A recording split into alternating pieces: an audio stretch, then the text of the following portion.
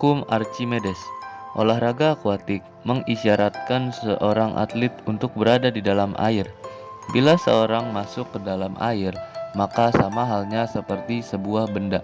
Ia tunduk pada hukum Archimedes. Hukumnya menyatakan, bila sebuah benda berada di dalam air, ia akan mendapatkan tekanan ke atas yang besarnya sama dengan air yang dipindahkan oleh benda tersebut. Berat jenis. Apa itu berat jenis? Berat jenis suatu benda ialah perbandingan antara gaya berat dan gaya apung dari suatu benda. Bila di darat, seseorang mempunyai berat badan dan gaya tersebut bekerjanya tegak lurus ke bawah dan titik tangkapnya adalah pada titik berat badan. Bila seseorang ada di dalam air, kecuali gaya beratnya, ia juga mendapatkan gaya yang disebut gaya apung. Gaya ini adalah gaya dorong yang bekerja tegak lurus ke atas. Gaya apung ini bekerjanya pada titik pusat yang disebut titik apung. Jadi, berat jenis sama dengan D gaya berat per gaya apung. Bila gaya berat dan gaya apung sama besar, berarti berat jenis sama dengan X per X sama dengan 1. Dari sini dapat disimpulkan bahwa bila berat jenis atlet sama dengan 1, maka ia di dalam air dalam keadaan setimbang. Bila berat jenisnya lebih besar dari 1, maka gaya beratnya lebih besar dari gaya apung. Bila berat jenisnya lebih kecil dari 1, maka gaya beratnya lebih kecil, lemaknya dari gaya apung. Perbedaan berat jenis pada perenang diakibatkan oleh perbedaan postur, komposisi tulang, otot, dan lemaknya. Selanjutnya, perkembangan teknik berenang. Saat terjadinya eksplorasi dalam meningkatkan efisiensi dan efektivitas pada teknik renang, menghasilkan gaya propulsif atau propulsive force yang sebesar-besarnya, mengurangi gaya resistan atau retardation menjadi seminimal mungkin. Gaya propulsif atau postulat adalah gaya produktif, yaitu gaya atau force yang menghasilkan gerak laju ke depan. Gaya resistance atau retardation perkembangannya bertahap sebagai berikut. Pertama, masa alamiah.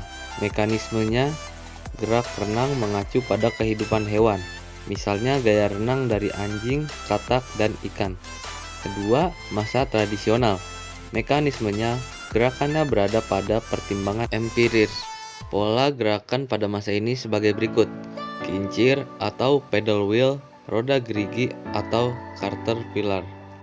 3. Masa lift theory. J.E. Consilman dan Ronald Brown tahun 1971 memperkenalkan propulsive force yang disebut lift propulsion. Pendekatan teorinya berdasarkan prinsip Bernoulli yang penerapannya digunakan pada sayap pesawat terbang dan pada baling-baling pesawat dan kapal laut. Titik berat dan titik apung. Titik berat badan letaknya tidak selalu sama dengan titik apung. Pada bab terdahulu, kita telah banyak membahas tentang titik berat. Dikatakan titik B letaknya lebih kurang 57% dari tinggi badan. Kemampuan orang mengapung dan diam di dalam air banyak ditentukan oleh letak berat terhadap titik apung adalah sebagai berikut.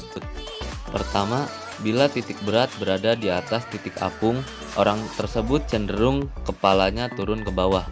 Kedua, bila titik berat sama tinggi atau berimpit dengan titik apung, orang tersebut dapat terapung dengan datar atau horizontal. Sedang bila titik berat berada di bawah titik apung, orang tersebut cenderung kakinya turun. Modifikasi teknik gerak dan komposisi tubuh. Pada cabang olahraga renang, ada yang disebut feel of water, yaitu suatu penyesuaian dari teknik gerak terhadap komposisi tubuh. Pertama, bila beban terlalu besar, harus dicari mekanisme gerak sehingga gaya yang dikerahkan menjadi lebih ringan. Kedua, saat tangan masuk air atau hand pitch atau hand attack, fleksi tangan atau internal hook atau juga disebut dengan istilah sudut orientasi. Jika terlalu kecil, liftnya akan kurang. Sebaliknya, kalau terlalu besar tenaga yang dikerahkan, terlalu besar atau berat, besar sudut harus disesuaikan dengan power. Di sini harus ada feel of water Dan di sini pula peranan seorang guru atau pelatih untuk mengetahuinya. Melalui program latihan fisik, komposisi tubuh dapat diperbaiki sehingga menghasilkan proporsi yang khas menurut cabang olahraganya.